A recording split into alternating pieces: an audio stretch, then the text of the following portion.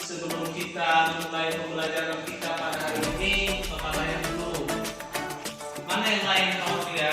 Iya. Iya, Pak. Ada anak apa mereka? Tidak tahu, Pak. Mudah-mudahan kehidupan mereka bisa masuk. Amin. Baik, sebelum kita mulai pembelajaran kita, terlebih dahulu kita mengucap syukur dan berterima kasih kita sudah bisa berkumpul. Maka kita harus berdoa dulu. Siapa yang pimpin kita dalam doa? Saya, Pak. Ya, silakan. Teman-teman, mari kita berdoa. Tuhan Allah Bapa kami yang berkata dan bersuka,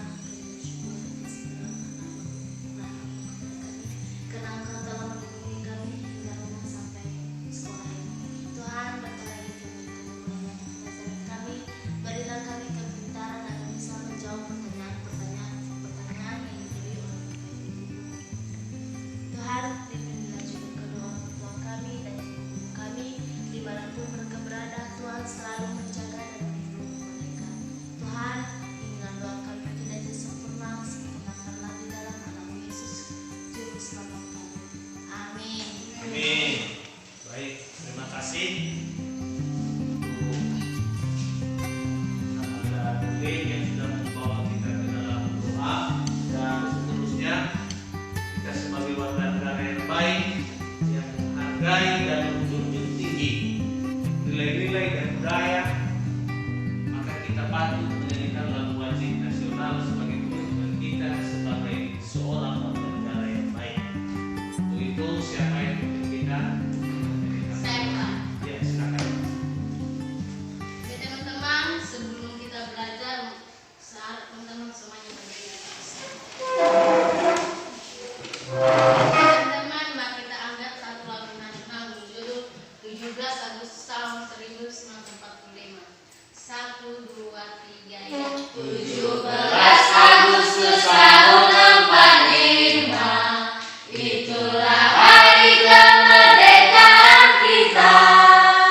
Hari merdeka, nusa dan bangsa, hari lahirnya bangsa Indonesia. Merdeka sekali, Merdeka tetap merdeka, selama hayat masih dikandung badan. Kita tetap sedia mempertahankan Indonesia. Kita tetap sedia membela negara kita. ya, terima kasih. Teman-teman, saya kembali dulu. Ya, wajib tadi itu kita sebagai warga negara, kita mempunyai kewajiban, mempunyai tanggung jawab untuk mempertahankan dan membela negara Indonesia. sebagai bangsa yang baik, sebagai warga negara yang baik, itu adalah tugas kita. Baik, sebelumnya saya akan absen dulu kita yang hadir pada hari ini. Didengarkan namanya ya. Ya, Pak. Baik. Hindari Lehi, Hadir, Pak.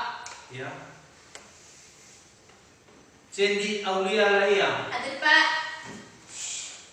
Ruth Salomita Laia, Hadir, Pak. ya. Nurlim Gaurifa, Hadir, Pak. Sandrina Laia, Izin, Pak. izin. Oh, ini tadi yang izinnya. Ya. Selvi Bago, Hadir, Pak. Gisela Gaurifa, Hadir, Pak. Merliven Harita. Hadir, Pak. Ya, ulang kamu nak. Ada mikir apa? Jangan mikir Baca. Apa isi periuk di rumah ya? Rismawati lah ya? Iya. Tinggal si Sandrina ini tadi yang izin ya? Iya Pak. Baik, sebelum kita memulai pembelajaran kita pada hari ini, minggu yang lewat itu kita sudah masuk di mata pelajaran PPKN. Dan sebelum saya teruskan, Bapak ingatkan kembali, maka sebelumnya kita harus menyiapkan diri, menyiapkan pemikiran kita. Pak tanya dulu, apakah kalian sudah siap untuk belajar? Siap. Kita harus siap belajar, maka untuk itu kesiapan kita itu kita tunjukkan dengan mengetahui, menganalisa, bahkan kita harus mampu memberikan contoh melalui pelajaran-pelajaran yang kita pelajari pada hari ini. Untuk itu kepada anak-anak kami pada minggu yang lewat kita sudah belajar tentang kepatuhan. Kalau masih ingat anak-anak kami, sebelumnya Bapak tanya dulu, apa sudah belajar semalam? Sudah Pak. Kalau boleh tahu Bapak tanya, apa itu kepatuhan? Kepatuhan. Saya Pak. Iya, silakan. Kepatuhan adalah ketaatan. Ya, kepatuhan itu ketaatan. Bagus. Terima kasih. Ada lagi yang lain? Si Cedi. Saya Pak, Ya, silakan. kepatuhan itu mengikuti Pak. Kepatuhan itu mengikuti. Bagus. Jadi kepatuhan itu kita harus menaati dan menuruti. Patuh kita harus loyal. Ya, kita harus tunduk. Sedangkan pada hari ini kita akan masuk pada pembelajaran dengan judul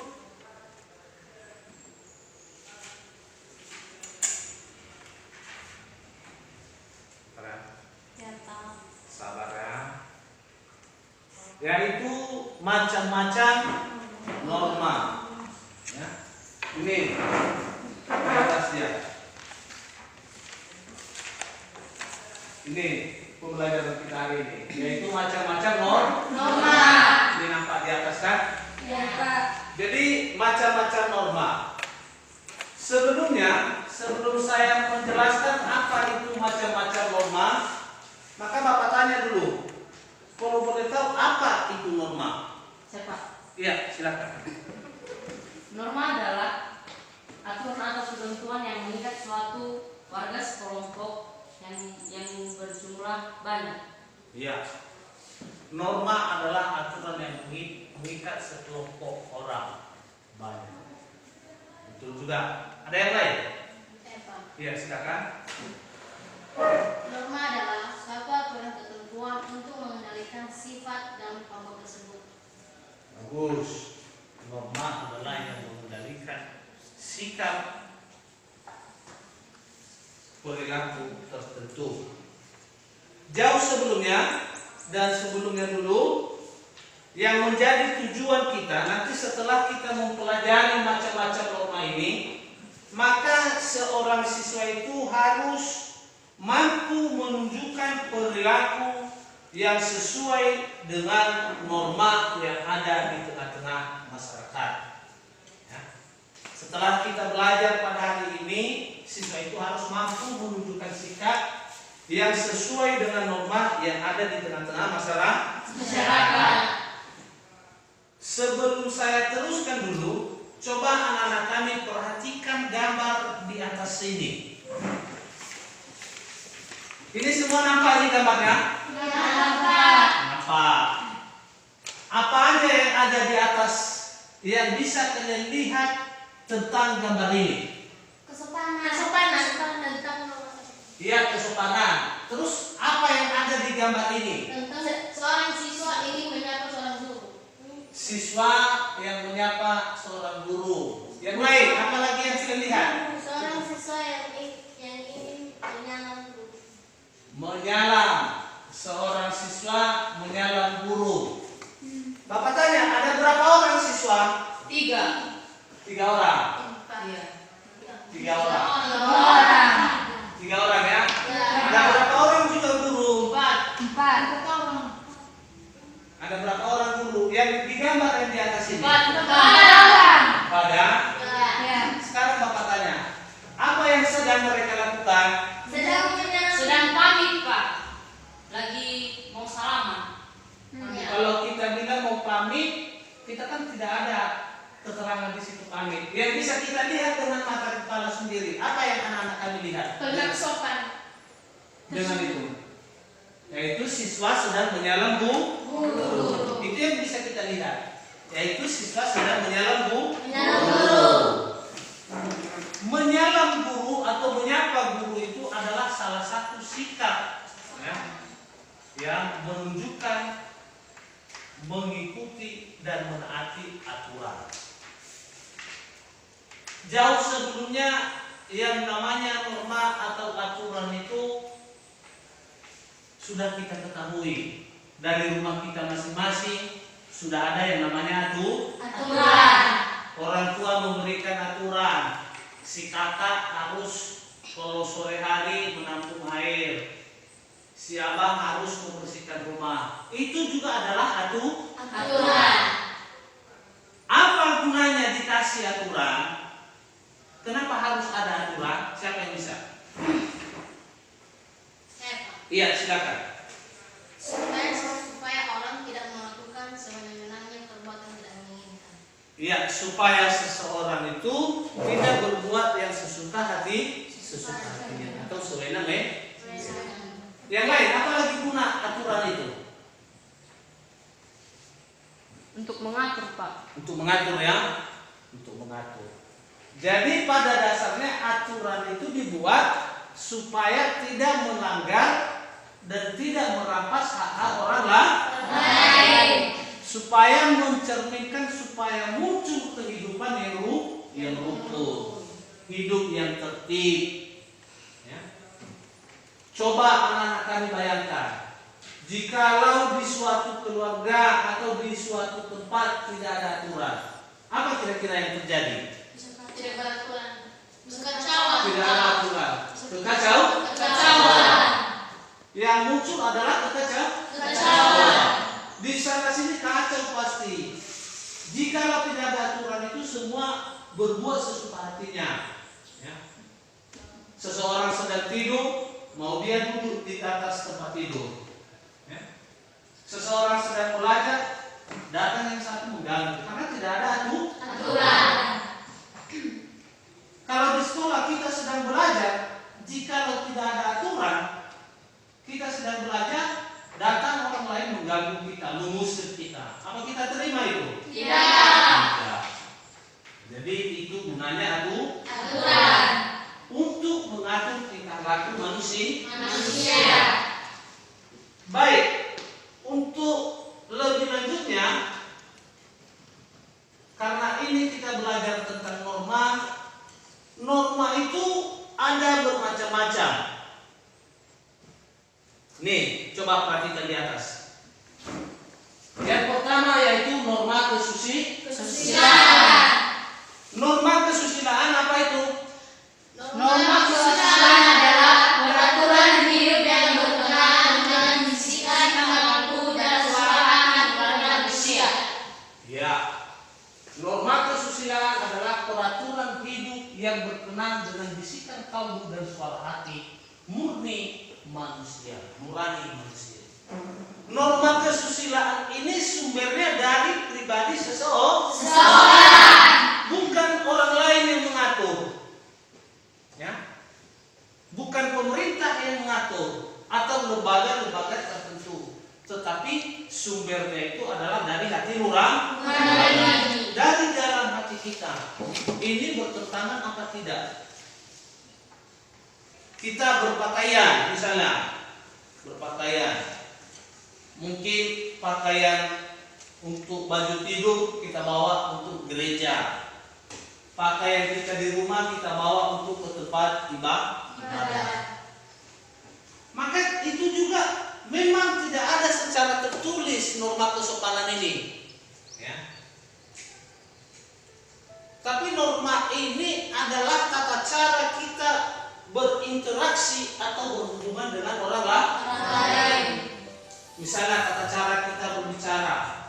Sudah jelas kita ketahui abang kita atau mungkin kakak kita, tetapi masih kita panggil "Woi", atau masih berani kita memanggil nama. Tetapi yang sopannya kita panggil Bang, minta bantu aku Bang, tolong juga aku Bang. Kalau misalnya itu kakak, Kak, bantu juga aku Kak. Jadi itu dia norma kesopanan. Kalau itu orang tua kita hargai juga, ya. Kita tunjukkan sikap yang sesuai dengan norma kesopanan. Dan bukan hanya kepada orang tua atau teman sebaya kita, bahkan kepada adik-adik kita saja yang di bawah umur kita itu kita harus menunjukkan sikap yang sesuai dengan norma kesopanan. Ya, terlebih kepada anak-anak, Dek, nggak boleh begitu, Dek. Kalau misalnya ada adik kita di rumah, nggak boleh bandel, Dek. Nanti Tuhan marah, ya kan? Cek saja lah, kan kita cek saja. Dek, nggak boleh begitu, dosa itu. Sehingga adik-adik itu mau juga menurut, mau juga mengakui. Jadi itu dia norma kesopanan.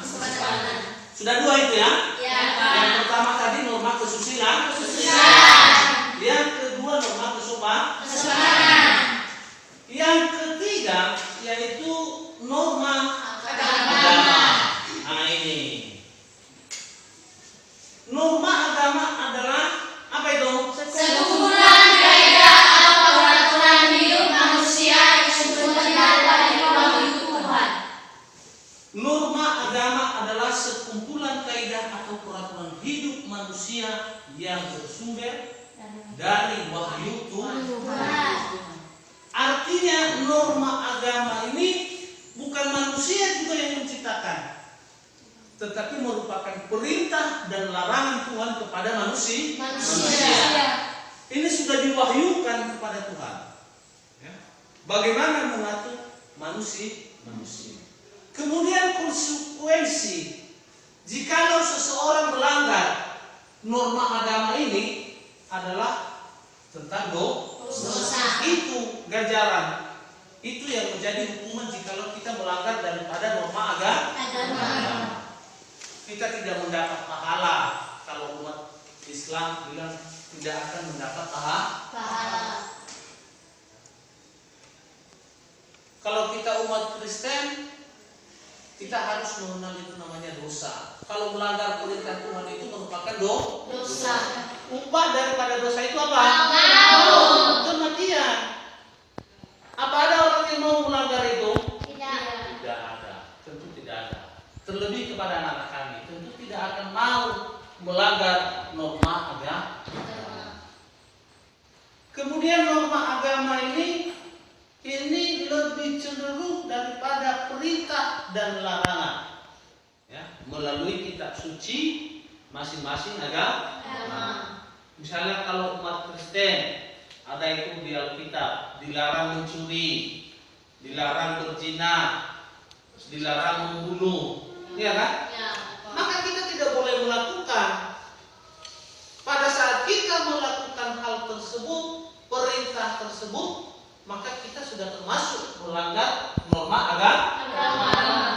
Untuk itu kepada anak-anak kami, mulai saat ini, ya, misalnya di norma agama dia perintahkan kita rajinlah untuk beribadah. Maka kepada anak-anak kami harus rajin datang ke gereja.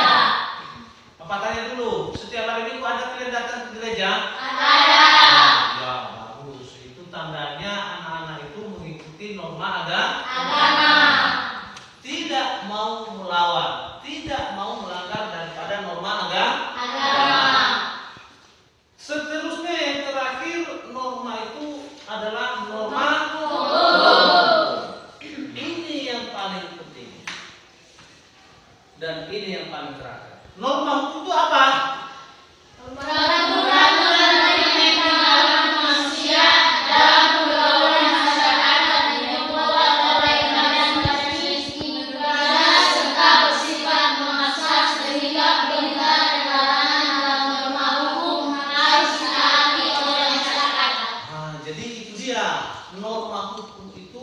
adalah peraturan mengenai tingkah laku manusia yang dibuat oleh badan-badan resmi negara. Nah, ini yang paling penting.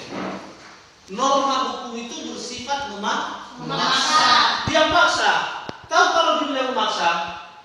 Tahu Pak? Apa? Berarti harus.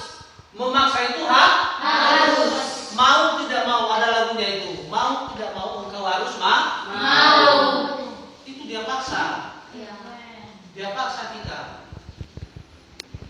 Misalnya kita tidak mau sekolah misalnya, kecuali pada zaman sekarang ya, karena lagi COVID, mungkin kita tidak mesti pakai baju seragam.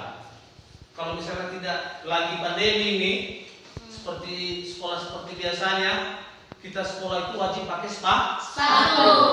ya. Aturannya kita tidak senang pakai sepatu, kita mau menunjukkan, mau menampakkan sandal baru kita. Jadi mau tidak mau kita harus pakai Sepatu. Itu dia norma hukum. Siapa yang membuatnya? Yaitu badan-badan resmi di dalam negara. Badan resmi negara. Badan resmi negara tentu bukan kita. Ada lembaga-lembaga tertentu yang membuat norma hukum. Norma hukum ini cenderung dia adalah peraturan yang secara Tertulis. Jadi siapa-siapa yang melanggar dia ini, norma hukum ini dikenakan sanksi. Kemudian norma hukum ini sanksinya jelas. Ya. Kalau kita langgar, punya sanksi, punya denda, punya hukuman yang jelas. Ya. Tidak dibuat-buat. Artinya sudah diuraikan di situ apa sanksinya, apa ganjalannya jikalau seseorang melanggar norma hukum. Untuk itu anak-anak kami jangan suka dan jangan mau melanggar norma hukum. Ini contohnya nih. Untuk itu kepada anak kami diharapkan harus memiliki budaya malu, membudayakan budaya malu. Ya. Setiap apa yang kita lakukan itu kita harus ada rasa malu. Terlebih lagi pada saat yang kita lakukan itu yang bertentangan dengan aturan. Kita harus malu. Ya, kita harus malu.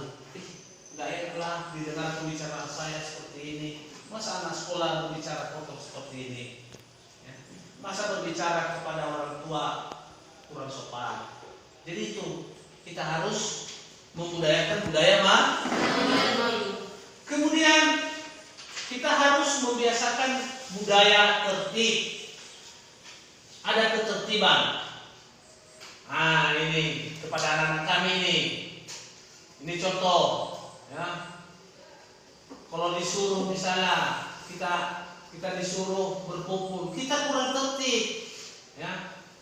Sudah disuruh kita antrian, maka kita kurang sabar. Memang itu sudah hukum alam dan kodrat manusia tidak pernah sabar. Tidak pernah sabar. Maunya dia yang diduluankan. Iya kan? Ya. Maunya dia yang pertama. Maunya dia yang paling depan. Kita harus tertib. Ya. Kita harus sabar Menunggu. Ini ada itu. Kalau di mana-mana itu ada tulisan budaya antrian. Antrian kita harus. Kalau misalnya ada sesuatu hal kita disuruh antri, jangan suka nyalip, jangan suka motong. Diampuni. Kamu di belakang saja, saya di depan. Nggak boleh. Ya, nggak boleh. Kita harus sabar menunggu antrian. Kita harus membiasakan diri untuk tertib. Kenapa? Dengan kita memiliki budaya tertib ini, pasti kita akan mematuhi aturan. Tentunya kita akan sudah menuruti daripada norma.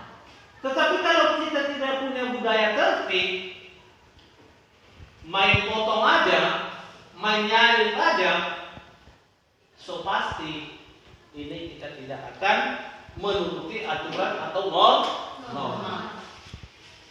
Untuk itu kepada anak kami saya yakin dan percaya mulai saat ini pasti akan tertib dimanapun dan apapun kegiatan baik di sekolah maupun di rumah. Kemudian harus membudayakan budaya bersih. Ya. Nah, ini yang paling penting kepada anak sekolah. Iya kan? Ya. Betul kan Nurlin? Sudah punya pacar kan? Belum Pak. Belum juga. Dia Masih nama. jauh Pak. Masa anak kelas 7 SMP sudah pacaran? Tidak boleh. Kalaupun mau bersahabat ya silakan bersahabat. Sahabat. Sebagai penyemangat untuk belajar. Jangan terlena nanti untuk pacaran. Nanti terjadi namanya pernikahan dini. Pernikahan dini ini yang kita lakukan. Kita sebagai anak sekolah, kita sebagai warga negara ini berkewajiban untuk menuntut pendidikan sampai setidak-tidaknya tamat setara atau sama dengan SLTA. Ya. Jangan hanya tamat SMP nanti kita sudah berhenti sekolah. Jangan karena pandemi, jangan karena COVID-19 maka kita tidak mau sekolah. Kita harus tetap sekolah. Jadi untuk anak-anak kami seterusnya kita akan belajar tentang apa-apa saja ganjaran, apa-apa saja itu konsekuensi jikalau kita melanggar daripada norma. Ya, ada aturan-aturannya. Apa konsekuensi jikalau kita melanggar daripada norma itu? Kenapa? Norma itu sebagaimana tadi kita ketahui dari pertama, norma itu merupakan aturan yang mengatur tentang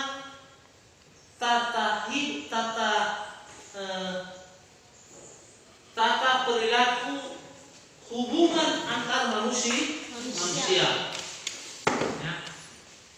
Hubungan antar manusia yang mengatur sikap, yang mengatur tingkah laku hubungan kita dengan manusia. Maka kita mulai dari yang pertama. Ini norma kesusilaan. Apa ganjaran? Apa yang menjadi sanksi? Ya. Jika kita melanggar daripada norma kesusilaan. Sebagaimana kita ketahui tadi, norma kesusilaan itu adalah peraturan hidup yang berkenan. Apa itu yang berkenan? Hah? Yang tidak membuat tersinggung. Yang tidak membuat tersinggung. Yang sesuai itu berkenan, sesuai dengan hati nuraninya. Ya, diterima dengan perasaan orang lain, diterima dengan hati orang lain, senang dia, menyenangkan ya. Jangan kita duduk tersinggung, kau duduk sembarang tempat duduk aja. Ya. Kau ngomong asal ngomong saja. Ya. Kita harus pertimbangkan itu. Mau nggak dia terima ini ya? Apa ganjaran? Apa sanksinya jika kita melanggar norma kesusilaan? Tentu kita akan dicuekin. Banyak itu. Kalau kita berbicara sembarangan, kalau kita bersikap yang aneh-aneh yang tidak sesuai dengan hati kawan kita, apa ada kawan kita yang mau bersahabat dengan kita? Ya. Ya, pasti dia bilang, si kawan itu nggak enak dia bersahabat itu. Ya. Kita balik ke dia, kita ditinggalin. Ya. Kita ajak ke sini, sebentar ditinggalin. Tetapi kalau ada maunya, luar biasa lah dia minta ini, minta itu. Kalau ada maunya. Ya. Tetapi di saat kita minta bantu, dia nggak mau lagi loh, cuek dia. Ya. Jadi untuk itu kita sudah mulai keroncongan. Ini pacar setia dia di rumah. Kemudian yang ketiga yaitu norma agama. Apa itu norma agama? Apa konsekuensi? Apa sanksi?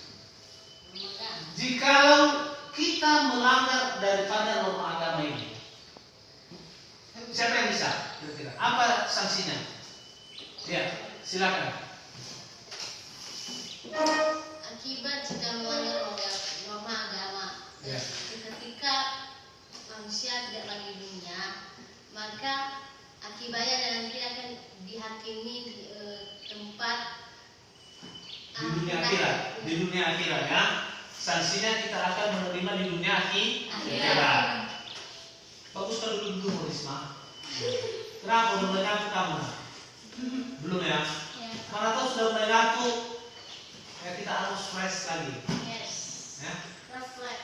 Jadi norma agama itu sanksinya kita terima di dunia Akhirat.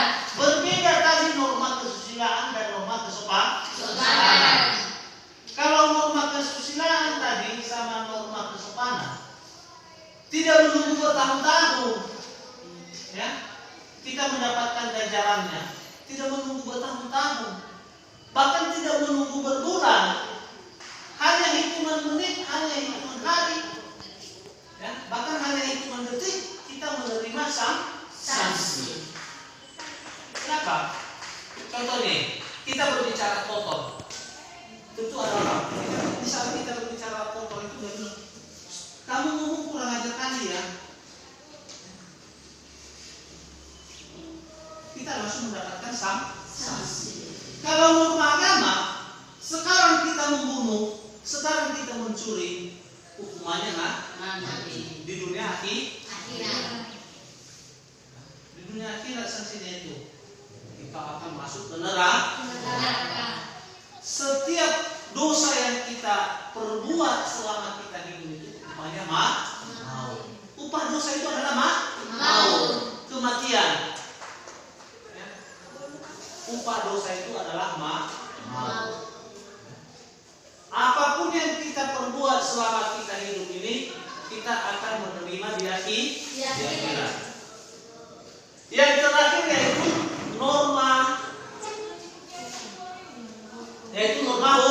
hukum. Ini di atas norma hukum. Apa sanksinya tadi? Ya. Sanksinya Kalau sanksinya bakal dipenjara, Pak. Iya. Kita dipenjara. Penjara. Norma hukum ini adalah aturan-aturan. Selain dipenjara, apalagi sanksi kita? Kalau kita melanggar norma hukum, Disiksa. bagus. Kalau tidak disiksa, kalau tidak dipenjara, kita bisa bayar denda. Kita didenda juga. Ya.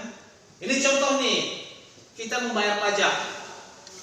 Bayar pajak. Kalau kita terlambat membayar pajak kita itu, misalnya jatuh tempo pajak kita itu hari ini tanggal 16, ya kan? Jatuh temponya tanggal 17. Mungkin masih ditolerir lagi, diberi lagi kebebasan kita 10 hari setelah lewat jatuh temponya masih sabar mereka, belum ada apa-apa. Tetapi sampai hari ke-11 sudah diberikan sanksi. Bagaimana sanksinya? Kita didenda, kita harus bayar dengan uang. Itu anak-anak kami kita sudah belajar tentang norma, maka kita harus berperilaku. Kita harus hidup sesuai dengan norma-norma yang berlaku di masyarakat. Ada berapa tadi norma ini? 4. Maka setiap sikap kita, setiap tingkah laku kita harus sesuai dengan norma. Harus sesuai dengan aturan. Ya, kita tidak boleh berbuat semena-mena. Baik, untuk itu pelajaran kita pada hari ini mungkin sampai di situ saja yang bisa Bapak jelaskan. Dari yang sudah sekian banyak yang Bapak paparkan ini, ada yang anak-anak kami perlu tanya yang kurang jelas atau kurang dimengerti, yang mau ditanya silakan. Ada yang mau bertanya? Atau sudah bisa semuanya?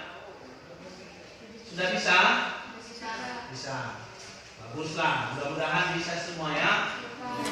Jadi yang menjadi tugas untuk anak-anak kami, kalau memang sudah bisa ini, ya, yang menjadi tugas kita itu, nah ini ada ini, oleh kita ke rumah, Bapak akan bagikan ini lebar kerja siswa. Jadi siswa ini kita bawa minggu depan. Ini dikerjakan di rumah dan dikumpulkan minggu depan. Nih, untuk dikerjakan di rumah. Ya, jangan untuk dimakan. Nah, tetapi dikerjakan di rumah.